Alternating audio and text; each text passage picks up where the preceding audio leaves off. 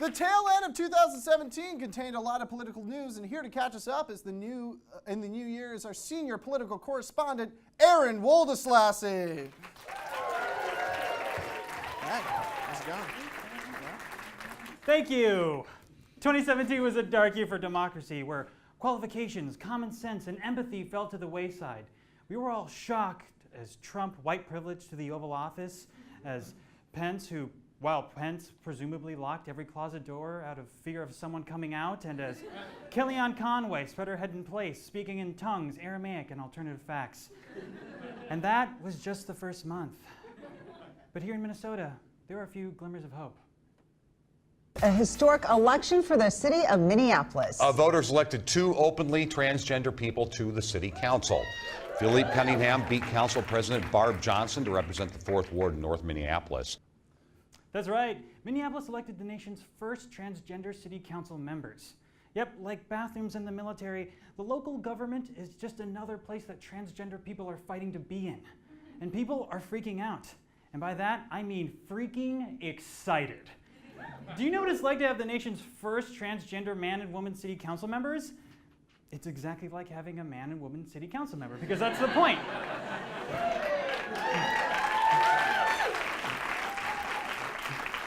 But they're both minorities with a ton of experience, and history tells me that's a really great thing for politics. But it doesn't stop there, because along with the 2 new members, Minneapolis City Council has a brand new president, Lisa Bender. In the past, Bender has fought for minimum wage increases, bike lanes, and greater sick leave. I'd call her the conservative nightmare, but black women who vote already hold that title. So for now, let's just call her the anti-Reagan. Yeah. But speaking of voting black women, Andrea Jenkins is actually the city council's latest vice president. 2 back-to-back women elected into office is the political equivalent of a double rainbow, but way more practical because you don't have to be stoned to enjoy it. Keep it up, Minneapolis, and you'll no longer be the sloppy drunk of the Twin Cities. Oh, Aron, do we have to do this again? If you can't tell from that remark, I'm from St. Paul. Yeah, you know the responsible side of the Mississippi that actually has parking?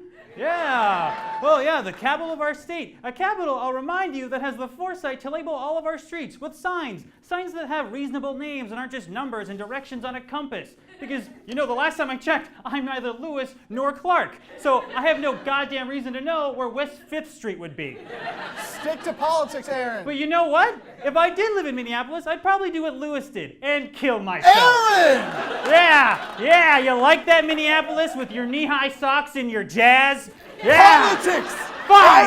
Fine! Minneapolis, the city swine of the West, has a new mayor, Jacob Fry. Fry? Some white guy. Fry started his term by being sworn in at a small ceremony at City Hall. The ceremony featured a blessing by a Native American, a blessing by a Hmong American, an invocation by an imam, and a benediction by a rabbi. And you know, I think that's great, because now we have the opener for a pretty fantastic joke. A Native American, an Asian guy, an imam, and a rabbi walk into City Hall. It's comedy gold, and it happened on a Tuesday. Who'd have thunk? After being sworn in, Frey rolled up his sleeves and got some work done, cleaning up the city and ghostwriting the whip of a pretty sick garbage truck. So it all starts right now.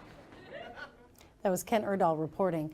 Mayor Fry did say that ever since he was a child, he wanted to ride on the back of a garbage truck.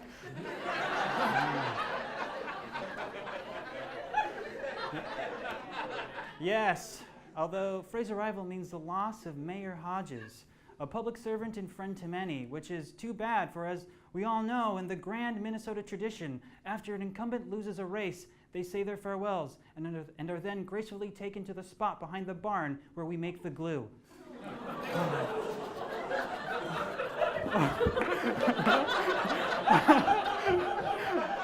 Or they become a lobbyist or something, I don't know, all right, yeah. You know, Hodges actually avoided being Kentucky Derbied by becoming a fellow at Harvard. There she'll be focusing on racial equity, policing, and local governance. And if she takes her studies as seriously as she did Nicollet Avenue, she should be finished in 200 years.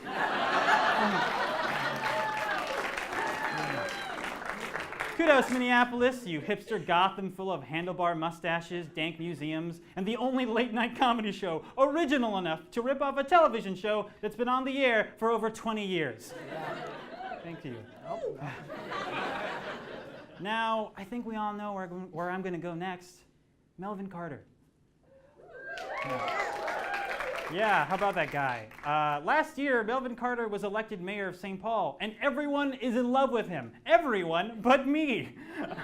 Listen, I get that it's cool that we have our first black mayor, but you guys got to remember one thing. Back to the Future 2. Yeah.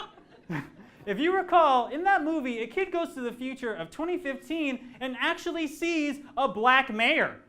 The movie was made in '89, so 29 years ago, they thought we would have a black mayor 3 years ago. Sure, we're making up for lost time, but what's really progressive is his policy, not his race, all right? Hey, first black mayor, Aaron, pretty exciting. You know what's exciting? His plans for the Green Line. Oh, he's so refreshing. You know what's refreshing? His approach to modern police training. Oh, wow, he's such a phenomenal dancer. You know who's a great phenomenal dancer? You know what? Actually, he is a phenomenal dancer. I cannot take that away. Although, I'm way more interested in the song and dance he's going to do to bring more businesses to St. Paul. Yeah. Yeah. Clap if you like that. I don't know. I secretly like Carter, but he has a lot to do. And if people focus solely on his race, people won't hold him accountable, and things will slip through the cracks. And if that happens, the city Minneapolis mocks as quiet, boring, and dull will mutate into an overcompensating hellscape where parking spaces are as good as gold and mayors pretend to be garbage men. And you know, that's not a place I want to live in. Aron Woldeslassie, everyone! Thank you! Hey, thanks for watching our YouTube video. Make sure you click subscribe to watch the best Minnesota-focused satire around.